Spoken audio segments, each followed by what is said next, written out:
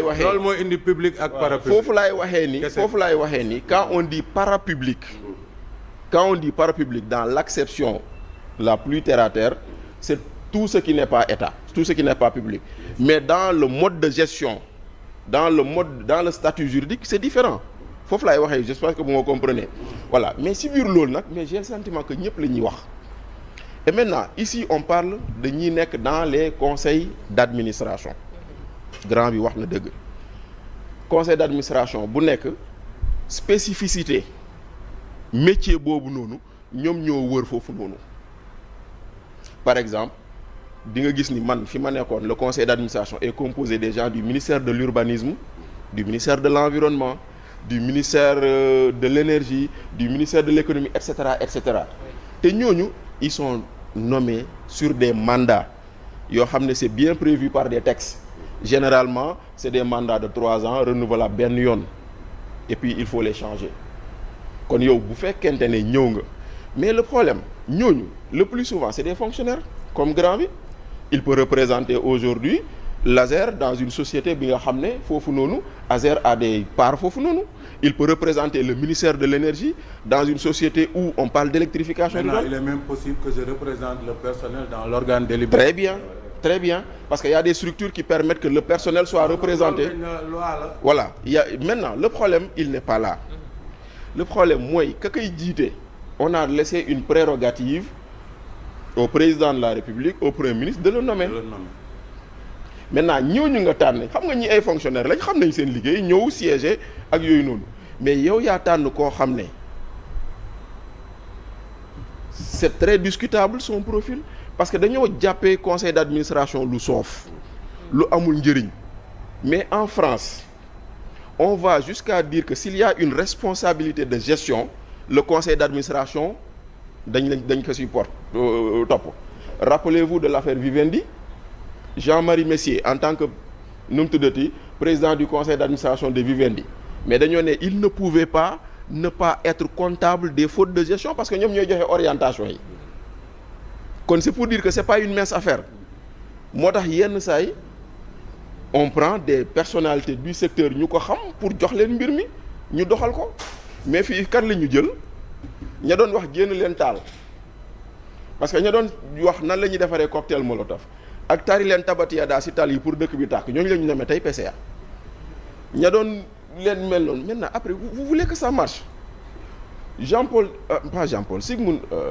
Sigmund Freud il dit la folie commence quand tu fais la même chose pour espérer avoir un résultat différent mu ne loolu mooy la folie quand tu fais la même chose et tu espères un résultat différent c'est ça la folie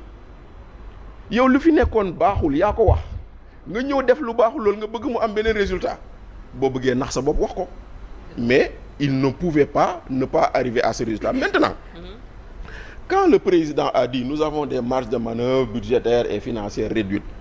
moi j'avais fait une chronique en disant un président ne pleurniche pas il agit aujourd'hui monsieur le Premier ministre dañ koy wax ni nous attendons pas des constats nous attendons des solutions bu fekkente nag lu muy wax nag parce que dans le PV dans le document aussi j'ai entendu compte rendu mais un conseil d'administration ne fait pas un compte rendu il fait un procès verbal. Il n'a pas dit un compte rendu il a dit un compte rendu du conseil d'administration. Oui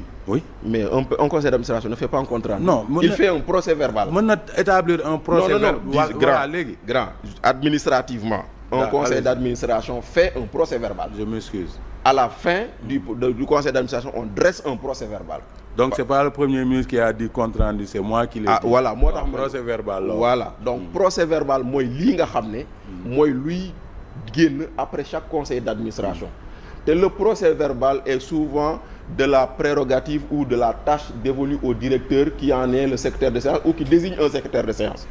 Dans chaque administration directeur bi mooy désigner et le procès verbal.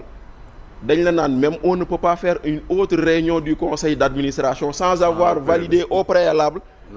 le PV de la réunion précédente kon bu fekkente ne am na ay défauts ci loolu il faut interroger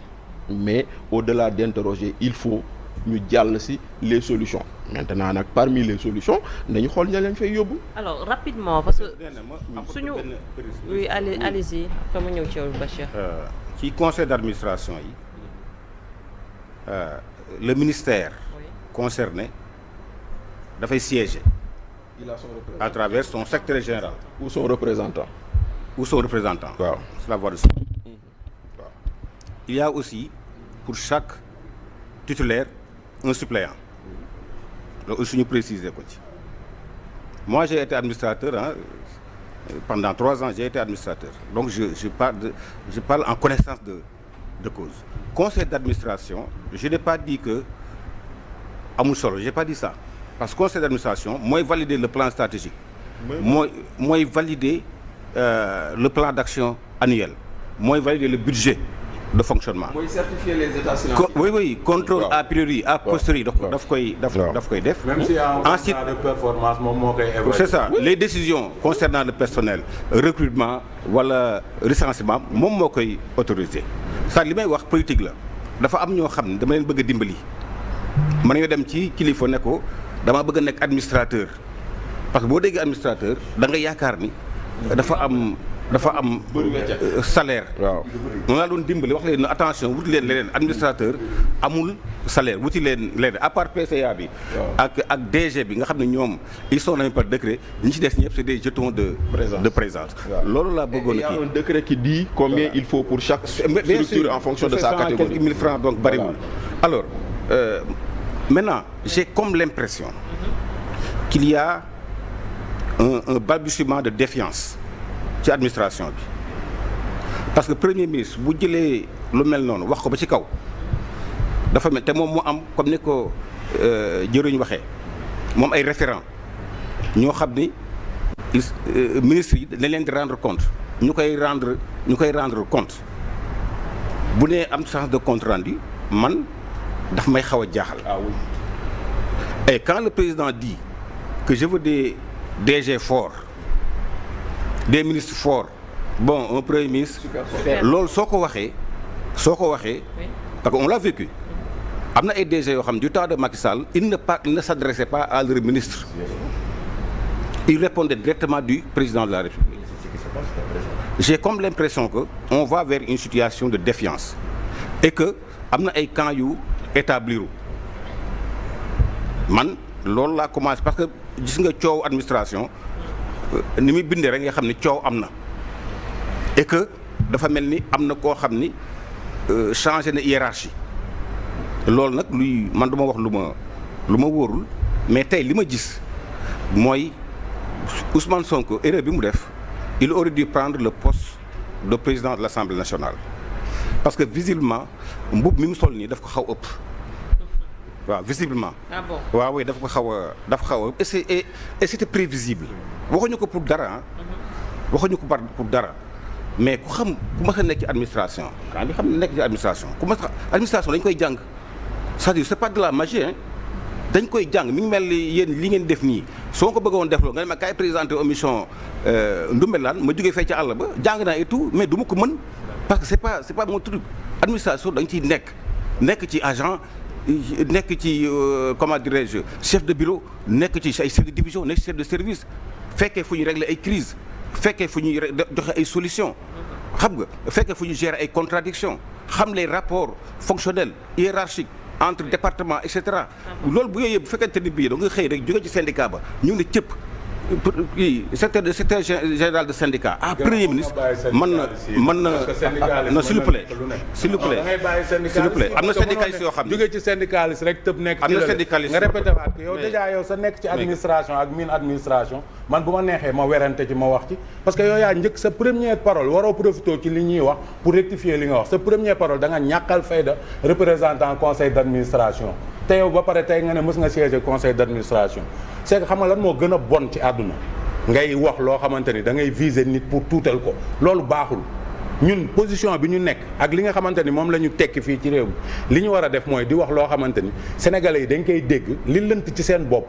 di leer waruñu sax toog ci émission ci plateau yu mel nii ñun ñëpp ñu considérer suñu bopp comme ay sachants ba pare di poser ay questions à n'en plus finir nañu wax li nga xamante ni moom la ñu xam ci situation bi man situation bi wax naa la li ma xam le premier ministre est parti d'un constat pour dire li am ci biir administration beeg organe délibérant yi te man loolu dama ko dëggal pas parce que dama ànd ak moom mais parce que dama pratiquer administration xam ko xam manquement yi fa nekk nañu wax ci loolu bàyyil syndicaliste yi parce que mën nañu xuloo mën nañu dagg sante s'il vous plaît voilà nee na maa ngi koy ñaan bu mu ma dagg naa la dagg de débat la waxtaan la du ma la manquer respect du ma ko mës a manquer de respect par respect pour vous tous et par respect pour sa personne mais saa yi ma waree relancer boo ma daggee très bien allez d'accord maintenant laissez terminer maa ngi jégalu nag s'il vous plaît mais continuer dinaa relancer boo ma daggee après mën naa perdre le fil non tu es au-dessus de ça doo perdre loolu maintenant s'il vous plaît allez-y parce que c'est pas parce qu'on parle beaucoup qu'on a bien parlé li ma bëgg expliquer foofu mooy je n'ai jamais dit que syndicalistes yi mérituñu ci secteur bi ma nekk il y a des syndicalistes qui sont inspecteurs qui sont IF qui sont IA c'est des syndicalistes ñoo xam ne ils sont opérationnels boo leen joxoon léegi ministre ñu doxal ko je n'ai pas dit ça je n'ai pas généralisé je parle de cas très précis donc te comme xam ne aussi vraiment xam ne man du ma tuutal très bien du ma tuutal nit donc pour terminer rek wax ni visiblement le poste de premier ministre là pose problème parce que indépendamment di yi fi ñuy waxee sax ci ay déclaration fan yii dégg naa ko mu ni courant Sénégal dafa cher mais courant Sénégal kay bu chéré yow dañ la fal pour nga fexe mu wàññeeku mais pas nga toog pour wax courant dafa cher. gis nga aussi déclaration démb bi ci Trump foofu laay terminer ci voilà mais boo ne maa ngi gërëm Chine en même temps nga voilà États-Unis et cetera j'ai dit man kii nan lay seet foofu est-ce que xam nga ne États-Unis yaa ngi gërëm Chine boo xam ni dafa jëlee at xawma États-Unis avec le MCA mais c'est 550 millions de dollars. USAID c'est 600 millions de dollars et c'est des dons hein la plupart dons. donc ay Sénégal contrepartie bi ay 50 millions de dollars lay doon donc je pense que il faut ñu def attention ci déclaration yi nga xam ne ni moom la ñuy. en 2023 l'USAID c'était 111 milliards de francs. mais 111 milliards de francs CFA. au Sénégal en 2023. et c'est souvent c'est sous forme de don c'est offert par le peuple américain. Très bien. donc am na yoo xamante ni bii war ba déclaration bala nga koo def boo nekkee kilifa yor kàddu réew mi bala nga engagé réew mi say déclaration war nga ko seetaan vraiment parce que léegi nekkatul Ousmane Sonko en tant que président du PASTEF. D'accord. booy wax sa waxi PASTEF ak yooyu mën nga ko wax mais booy waxal la au nom du pays da ngay concerté wu ak ñi nga war a concerté woo ñu wax li nga war a wax lu mu doon. très bien est-ce que Bachir